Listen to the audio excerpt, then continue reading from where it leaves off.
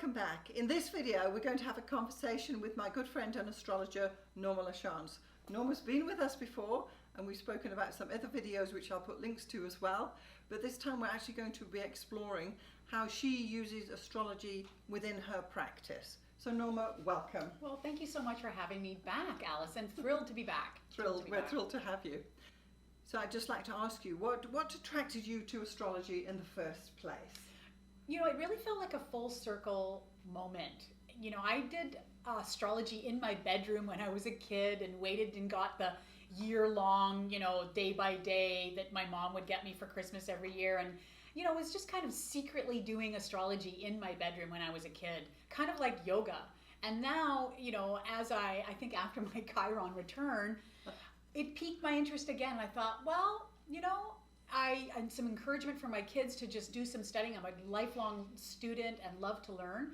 And so I did a bit of research and found Alison online and close by in BC. And it was, first of all, chosen by proximity.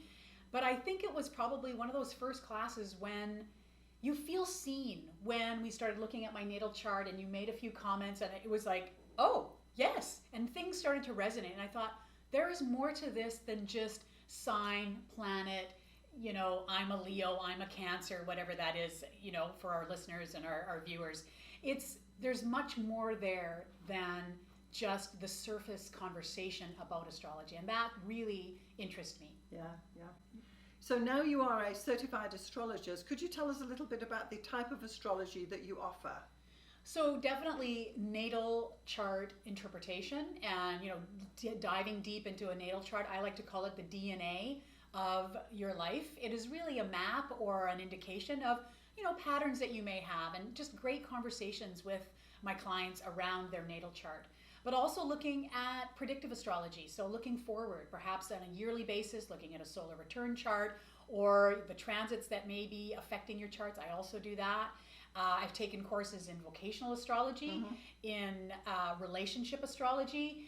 There's probably not an area of astrology that I'm not interested in, and really happy to share with my clients. And would you say that it's mainly Western astrology you're practicing? Definitely, yes. Thanks for that. Yeah. Yes. And psychological, I would assume. Is Western that right? and psychological astrology. There's a lot of lingo out there, people. Yeah. So, do your research.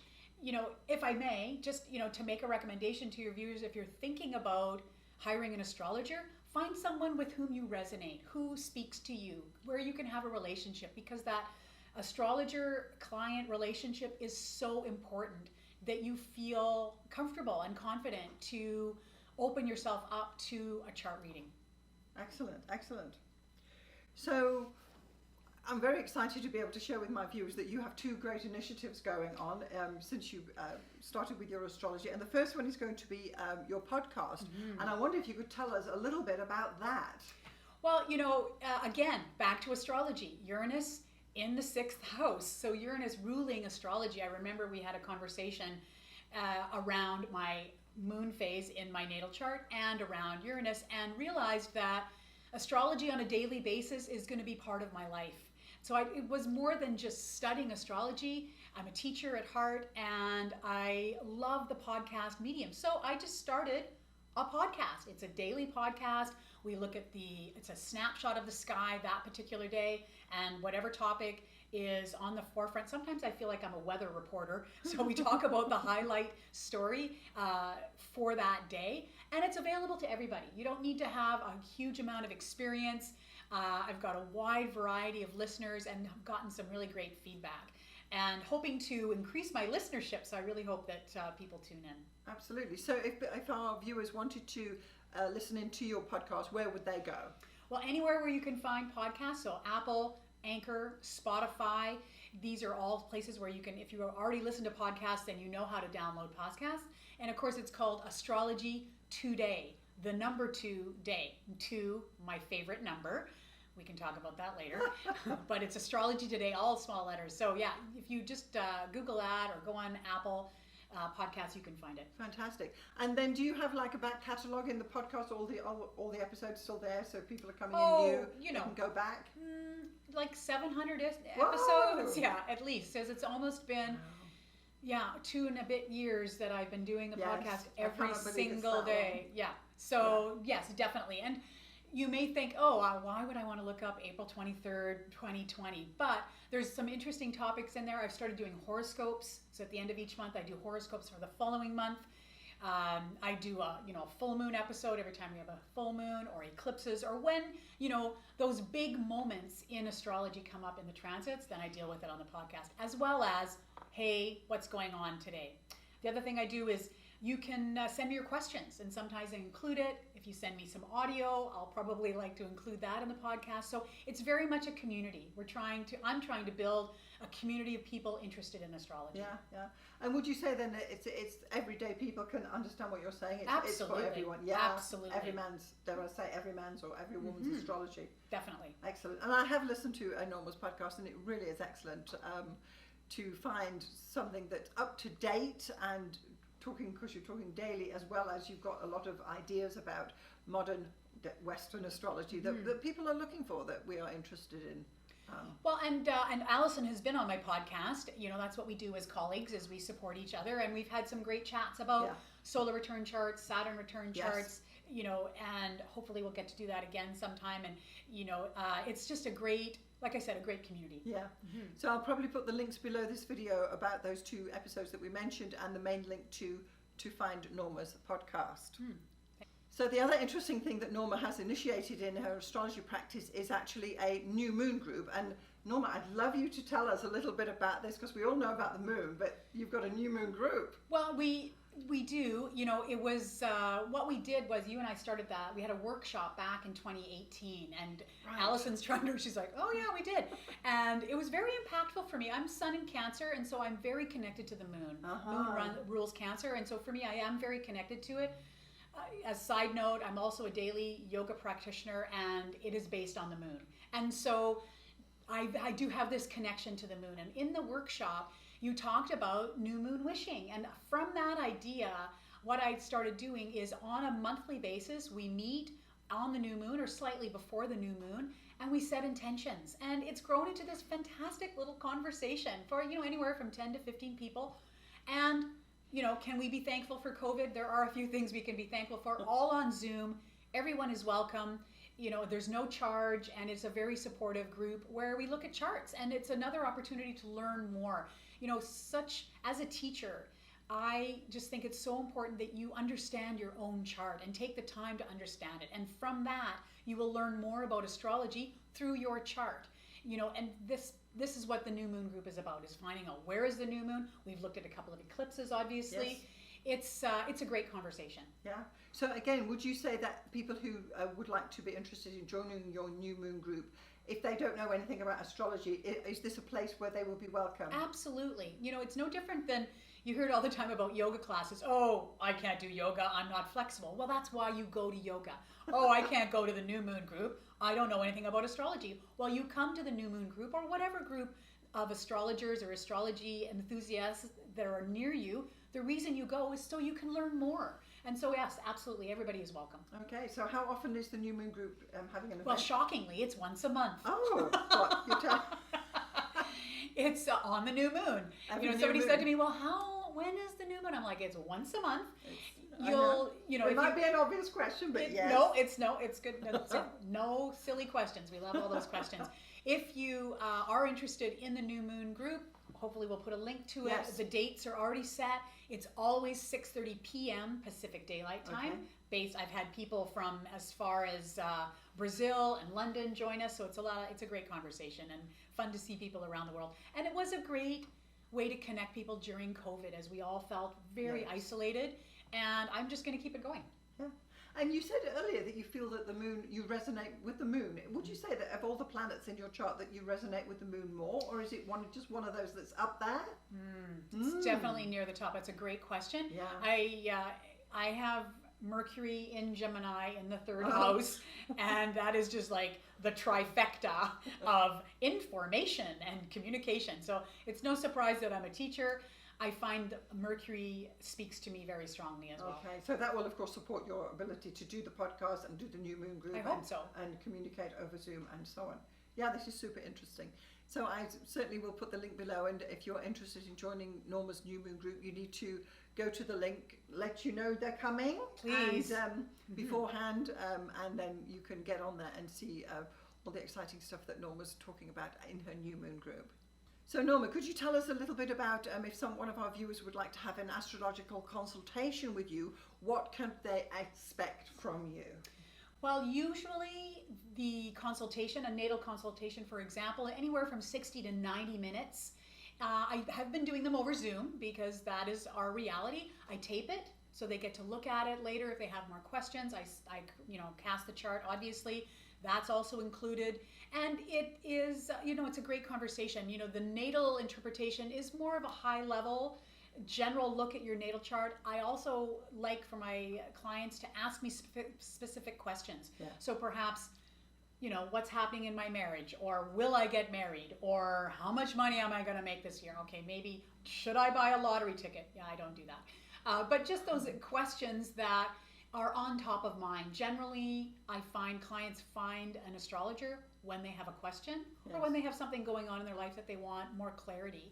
And the natal chart can definitely do that. Okay. I've had clients ask for a little bit more, and I'm happy to tack on a bit of predictive astrology. So it's nice to look at the natal chart and then to look forward, say, a year to see if there's anything coming down the pipes, as it were, that they need to be aware of. Sounds good. So it's if I could put it in a nutshell, you're doing general astrological readings for people who perhaps have never been to an astrologer before. Now you've met Norma and you've got a good feeling for her vibe, which is very energetic. And if this is resonating with you, then do consider contacting Norma for a consultation as well. So I'd also like to talk to you today about this is very much on the front of my mind, is the mathematics of astrology, or what we would say in the good old days we used to call it calculating a chart by hand. And as an astrologer today, we have the facilities. We've got Solar5, we've got Astro Gold, and with the tap of an app, anybody can cast a chart. Yes. So, but what you're saying is that, you're about to say is that you actually are providing teaching, if you like, for the mathematics to do manual calculations. It's something I don't offer at all. But would you just talk us through what you think would be the value for an aspiring astrologer to learn how to calculate a chart by hand in this day and age? Well, I'm going to put my teacher hat on, and I really feel that you're going to connect more with a chart. So perhaps we're talking to an aspiring astrologer, perhaps some of your viewers study astrology and are interested in getting their business going. And yes, you're right, tap of a button and the chart is there, and isn't that all fantastic? I find I connect more closely with the chart when I do it by hand. Now, do I calculate all my charts by hand? No. I will be honest with you though. Once a week, I calculate a chart by hand, just because the practice is important. And I think in general, just to telescope out a bit, all of the skills that we learn in astrology need to be practiced, whether it's interpretation skills, whether it's calculating an orb, whether it's figuring out the moon phase, whatever it is, we need to practice it, and that's when it becomes part of who we are. And by practicing, we see the patterns, and once we see the patterns, then our intuition can step in. And there's this very strong philosophy that astrology is kind of woo-hoo, like a little voodoo, way out there, but honestly, it's based in science. It's based on the calculations and the positions of the planets, where they actually are out there in the sky. And if you don't actually know how to calculate them, it doesn't mean you need to be proficient. You don't have to be, I'm a super nerd, I get it. I love the calculation. But you need to be able to do it so that you have some context when you do look at a chart. And, so often, when I used to teach maths in high school, my students would, calculate something on the calculator, they'd get a number and they go, well, it's right. And I'd say, does that seem right to you? Are you able to approximate the answer in your head so when you calculate a chart, you may have put some information in wrong. Maybe you put AM instead of PM. Maybe you put the wrong city in. You may not know that you've made an error unless you know approximately what the chart needs to look like. That's true. Yeah. Personally, I don't actually calculate charts by hand anymore, but back in the day, that was how we had to do them. There was no apps or anything like that back in the 80s. And every chart you had to calculate, you had to work on it by hand. It used to take me over 5 hours to get this chart on the page. and then after that, another 5 days to interpret it. But the point being that if you did make a mistake, you'd really have to go back. So you trained yourself not to make mistakes. And as you say, if they were born at, say, noon, you want to see the sun at the top of the chart or something like that. Yeah. And I do think as well that there's some value in drawing each of the planets on the chart, drawing the actual degrees and the ascendant, and realize what you're doing. Yeah. It's like writing by hand as opposed to typing, where apparently your brain stores it differently when you've written by hand. Well, and you also notice particular parts of the chart. I can remember, calculating the chart and going, oh, interesting, Uranus and the sun in conjunction. Boom, when you just calculate with an app, it's up. There's a lot of information in a chart, and to take it all in one snapshot is very difficult.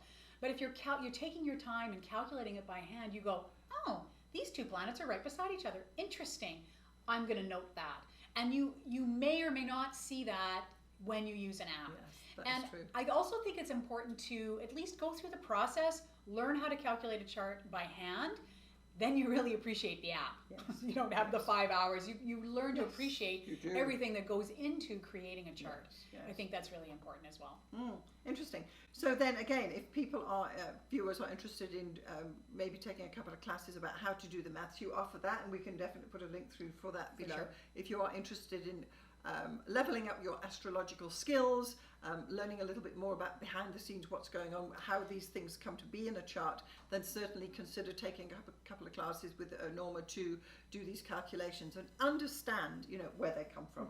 I think that's a great idea. Well, and the tools, if I could just add to that, the tools that you need, a lot of people might get very intimidated by, well, you just need a regular calculator like you would find on your phone and an ephemeris. And I think that's the other piece of calculating things by hand, learning how to read an ephemeris. And if you don't know what an ephemeris is, look it up. It is the astrologer's Bible. One of the first things I learned when I started studying was you must have your ephemeris with you all the time. Everywhere you go. Everywhere. Oh, look. Lord. There it is. There it is.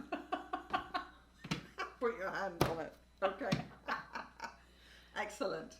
Okay, so just to wrap it up, Norma, would you like to share with us one of the standout features in your chart so we can get a bit of insight into who you are through something that you're going to share with us about your chart? Actually would not. No, I'm kidding.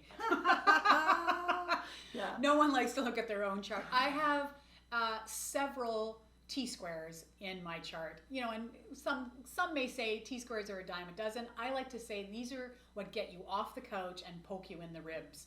The one that I tend to focus on the most is I have this beautiful conjunction Jupiter and Chiron, and I think after I learned that I didn't always include Chiron in my chart, Right.